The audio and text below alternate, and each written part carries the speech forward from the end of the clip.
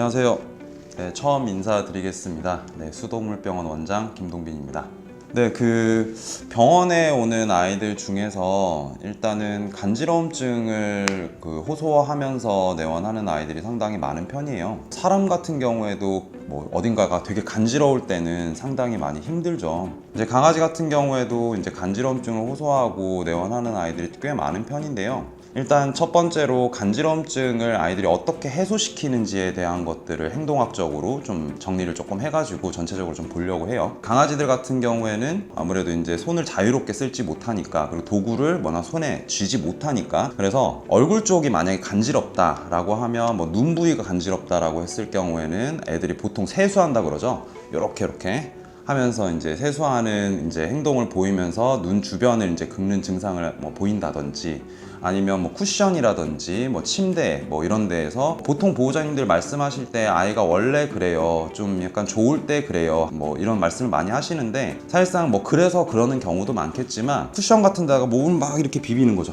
계속 비비면서 간지러움증을 해소하는 경우가 꽤 많은 편이에요. 그래서 혹시라도 그런 증상이 나타난다라고 하면 우리 아이가 눈이 간지러운 거는 아닌지, 그런 것들을 한번 생각해 볼 필요는 있을 것 같아요. 그리고 보통 이제 귀병을 많이 앓게 되죠. 감염이 됐을 경우에 귀가 너무 간지러워요. 그러면 보통 이제 강아지들 같은 경우 뒷발을 통해서 탁탁탁탁탁탁, 그게 잠자다가도 보호자님들이 깨실 정도로 계속적으로 이런 식으로 이제 귀 긁는 증상이 좀 나타나게 되고요. 그리고 아까 안면부를 좀 간지러워할 때처럼 마찬가지로 귀 부분을 쿠션이나 이런 데 막 비빈다든지, 입 부분도 마찬가지 뒷발로 탁탁탁, 아니면 이렇게 비빈다든지, 이런 행동을 가지고 얼굴 쪽에 간지러움증을 좀 해소를 시켜주는 편입니다. 몸통으로 내려가서 만약 옆구리가 간지럽다, 당연히 뒷발로 막 긁는 거 많이 보셨죠? 이렇게 탁탁탁 하는 거.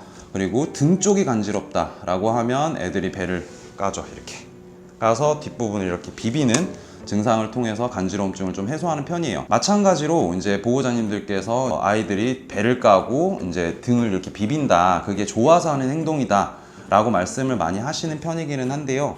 그런 아이들도 많겠지만 등 쪽 부분에 혹시라도 병변부가 있거나 빨갛게 발적이 되어 있거나 요럴 때는 일단 피부병 때문에 많이 간지럽구나, 우리 애가 많이 간지러워서 저런 행동을 하는구나, 이런 것들 좀 인지하고 계셨으면 좋겠어요. 그리고 엉덩이 쪽으로 내려가서 항문부도 되게 간지러워하는 아이들이 많은데, 아무래도 이제 강아지 같은 경우에는 그쪽에 이제 입이 닿는다든지 하게 되면 그쪽을 핥는다든지 깨문다든지 이런 식의 행동을 보이는 아이들도 있는데, 대부분의 아이들 같은 경우에는 항문낭을 짠다든지 항문 쪽에 자극이 있다든지 하게 됐을 경우에는 엉덩이를 끌죠. 보통 똥스키라고 하죠.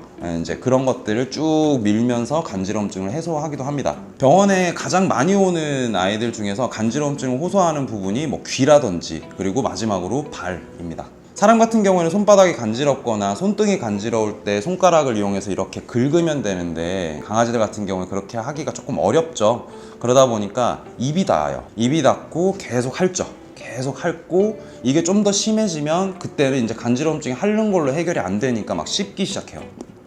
그러다 보면 거기에 상처가 생기고 감염이 생기죠. 그러면 또 감염 때문에 또 간지러움증이 유발이 되고, 그러다 보니까 계속 악순환이 돌아가는 거예요. 구강 안에는 사람도 마찬가지고 강아지도 마찬가지고 상당히 많은 세균들이 살고 있는데, 아이들 발 같은 경우는 아시겠지만 이게 발을 이렇게 하고 있지 않는단 말이죠. 전부 다 이렇게 하고 있어요. 그런데 거기다가 핥아요. 그러면 침이 여기에 묻고 그 안에 있는 구강세균이 들어가다 보니까 이쪽 안에서 증식을 하고, 그러면서 염증을 유발하고 간지러움증을 유발하는 경우가 되게 많습니다. 그럼 우리가 해줘야 되는 거, 간지러움증을 유발을 한다 라고 하면, 아이가 그런 행동을 보인다 라고 하면 어디가 간지럽구나, 그리고 어디가 왜 간지러운지에 대한 판단을 좀 하는 게 좀 필요해요. 일단 간지러움증에 대한 행동학적인 부분에 대해서 개괄적으로 좀 말씀을 드렸고요. 그 다음은 이제 간지러움증을 유발할 수 있을 만한 원인들에 대해서 크게 나눠서 두 가지로 일단 나눠 볼게요. 간지러움증을 유발하는 거는 통합적으로 생각을 해서 어딘가에 피부 자체에 염증이 생겨서 그쪽 부분에 간지러움증을 유발한다라는 게 총론이고요. 그 밑으로 내려가게 되면 첫 번째가 감염이고 두 번째가 비감염이에요.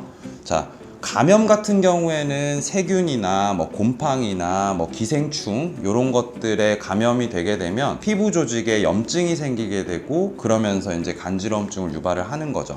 보통 병원에 오시는 분들 같은 경우에 일단 간지러움증을 유발을 하는데 어딘가에 피부 병변이 생겨요. 뭔가 빨갛게 일어 올랐거나 어떤 부분에 뭐 이렇게 볼록하게 좀 튀어나왔거나 아니면 진물이 좀 난다든지 뭐 그럴 경우에는 감염성일 가능성이 조금 큰 편입니다. 일단 병변부가 확인이 되었을 때는 가장 집에서 간단하게 하실 수 있는 방법은 뭐 소독 처치나 연고 처치 그리고 뭐 샴푸 같은 것들을 통해서 아무래도 간지러움증이나 감염을 막아주는 게 집에서 할 수 있는 최선이고요, 사실.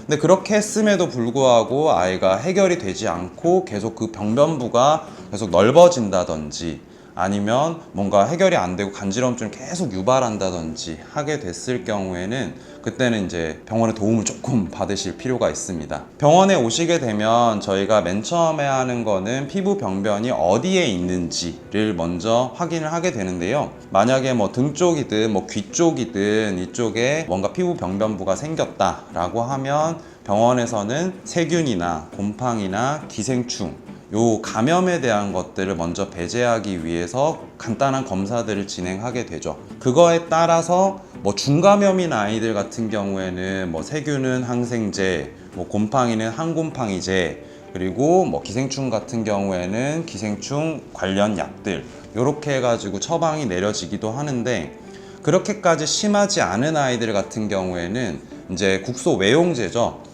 소독을 해주고 연고를 발라주고 뭐 귀 같은 경우에는 귀 세정을 해주고 피부 같은 경우에는 약욕 샴푸를 이용해서 집에서 관리하실 수 있게끔 저희가 컨설팅을 좀 해주는 편입니다. 그래서 또 약을 먹였네? 약을 먹였더니 또 괜찮아졌어. 근데 계속 반복이 되는 거죠. 그런 아이들 같은 경우에는